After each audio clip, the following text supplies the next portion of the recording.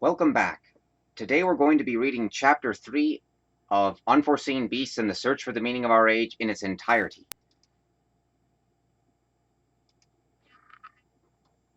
Right. Just searching through here really fast to Chapter.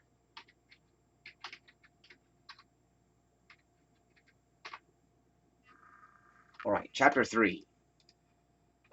The Orange-Trunked Penguin.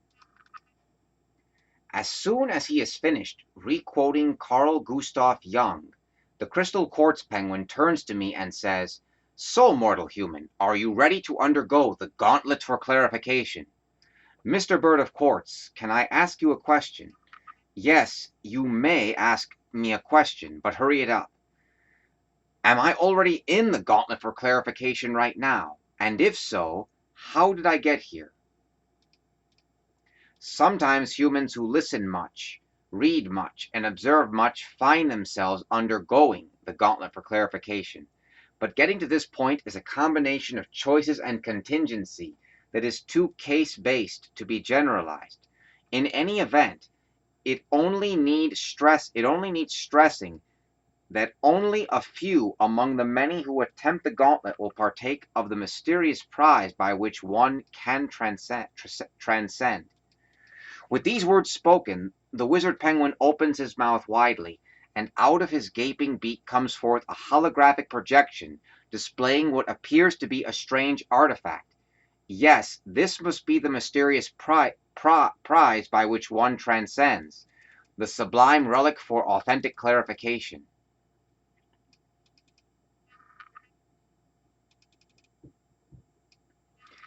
I look at the artifact quizzically.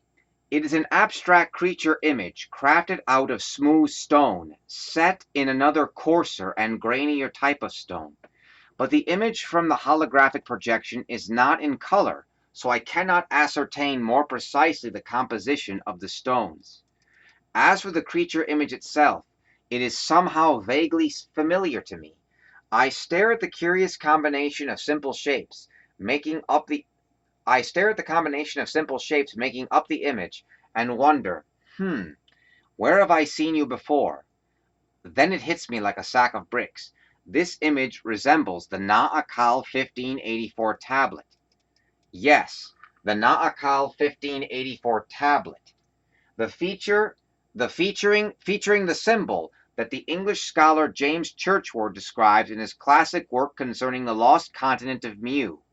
Of course, the Na'akal 1584 symbol here doesn't look exactly like the original Churchward source content, as you can see from the following graphic below.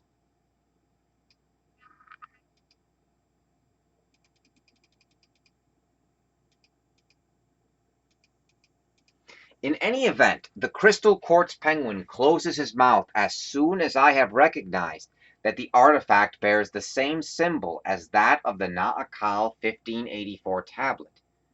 How strange that he can read my facial patterns so well. Wait a minute. I was displaying my poker face. How can it be? Can the quartz penguin creature read my very thoughts? "And so, human," the penguin smiles with an eerie placidness, "now that you have been informed on the sublime relic for authentic clarification, this visitation has concluded.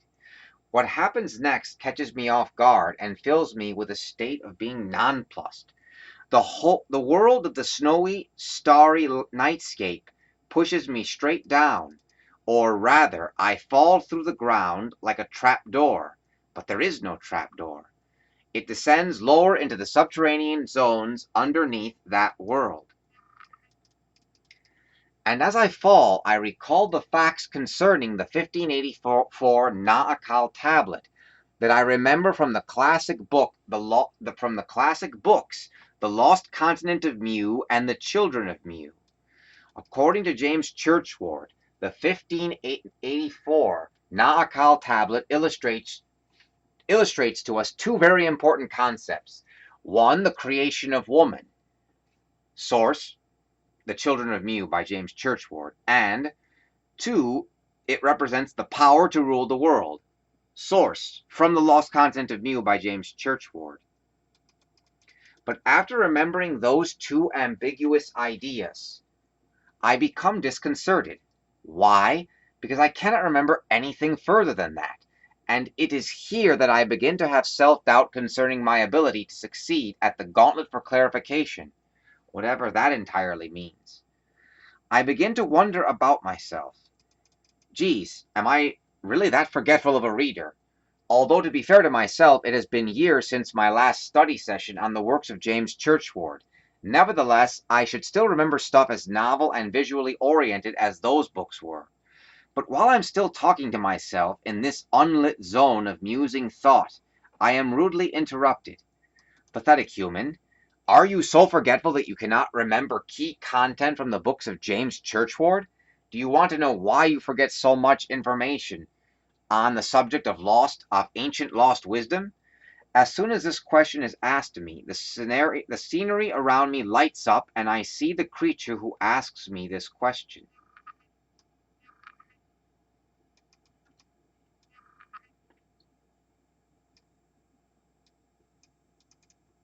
Wow, a penguin with orange coloration in the face and in the trunks. Perhaps a birthmark gone comically wrong. In any event, one should not judge another by appearances before hearing how they speak. As the English dramatist Ben Jonson used to say, language most shows a man. Speak that I may see thee. I square up to the penguin. Tell me, orange-trunked penguin, why was I so forgetful concerning the content of James Churchward and like subjects? Simple. It is because you did not consider any of his work to be legitimately true at the time of your reading it. For some reason, the penguin speaks with a mid-Atlantic accent. I don't represent that here, and he picks it up from God knows where. And should I have taken Churchward's book seriously, and for that matter, should I take any theories about Mu, Atlantis, and Lemuria seriously? I mean, those theories have been propagated in sensationalized History Channel television specials throughout the decades.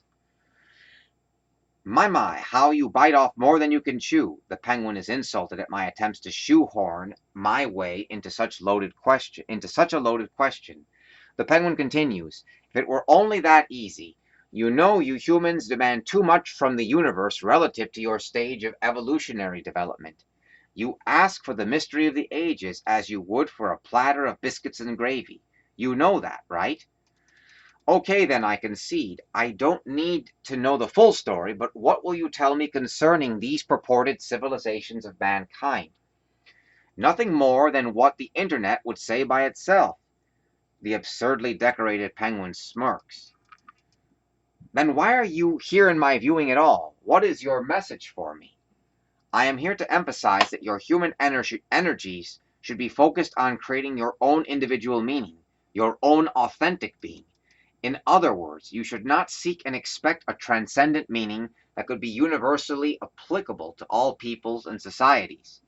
In fact, all men should seek authentic being in the manner prescribed by Martin Heidegger.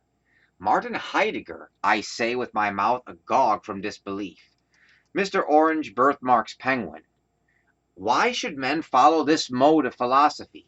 Did not Heidegger himself admit defeat in his battle to obtain a sufficient countervailing argument against that horrible villain of mankind, that is to say, the odiousness of unbridled nihilism?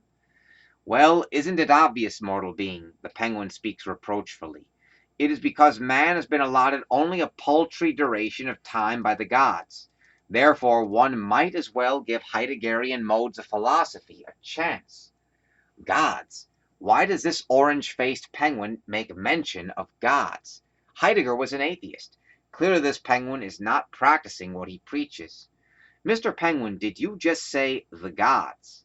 Yes, the penguin's eyes light up. For me, when you say the gods, it's a dead giveaway that you yourself can't be an authentic advocate of Heideggerian thought. You must know that Heidegger himself was an atheist, right? So why are you trying to deceive me? You take everything too literally and too seriously. In any event, using the idea of God is an essential reference point for human beings to live appropriately. It has nothing to do with the possibility of a real God. And besides, what is good for humans is good for humans, and what is good for higher beings is good for higher beings. Obviously, however, higher beings are not going to be closer to the truth by obviously, however, higher beings are going to be closer to the truth by default. This is because higher beings are not subject to the bestial appetites and the grosser aspects of fleshly existence. By contrast, creatures like you are bound to the lower aspects of the slushy, sickening slime. At this point I must interject. But why are higher beings susceptible to the but aren't higher beings susceptible to the more egregious errors of pride? For does not Milton write the following concerning the mentality of the heart of ones who hold a vice-like grip to the vice of pride?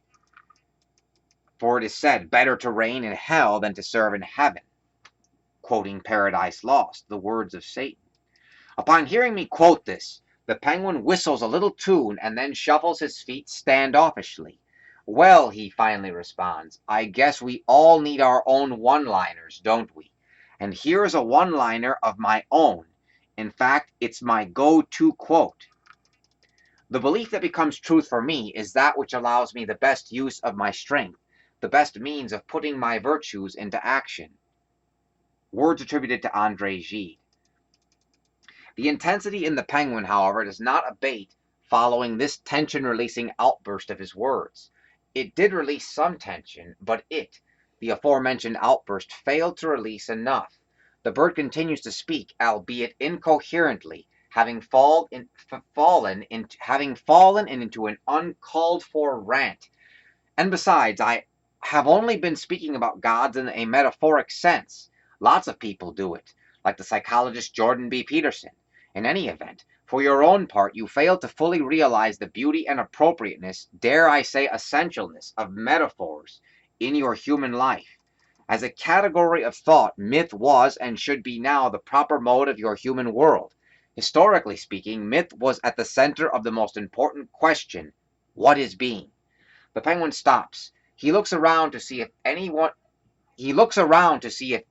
else is listening.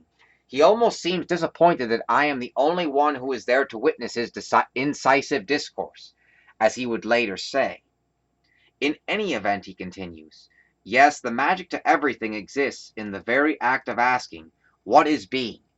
It is followed by this question as well as by the letting go of all presuppositions that being, spelled here with a capital B, will reveal itself in the life of the individual, and the corollary to this will be the embracing of a wonder, a reverence for the mystery of life, and the letting go of nihilism, which is so desperately needed in your society.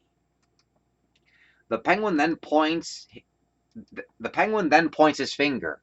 He is somehow able to make his flipper resemble a finger here, toward the door, which apparently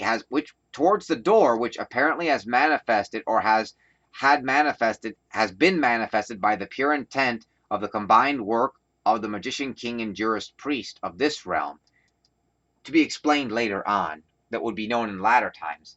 Now, in latter times, I would come to understand the true nature of this door in detail, but for the moment, it was both a question mark and an object of temporary regret, which will be explained more properly in light of my meeting with the forbidden adjuster. But back to the story at hand. As I was saying, the orange-trunked penguin continues to speak. You don't seem to be able to understand the value of pure asking and of pure wonderment. In short, the gift of the pure contemplation of moral values that exists apart from the attainment of any long-lasting tangibility.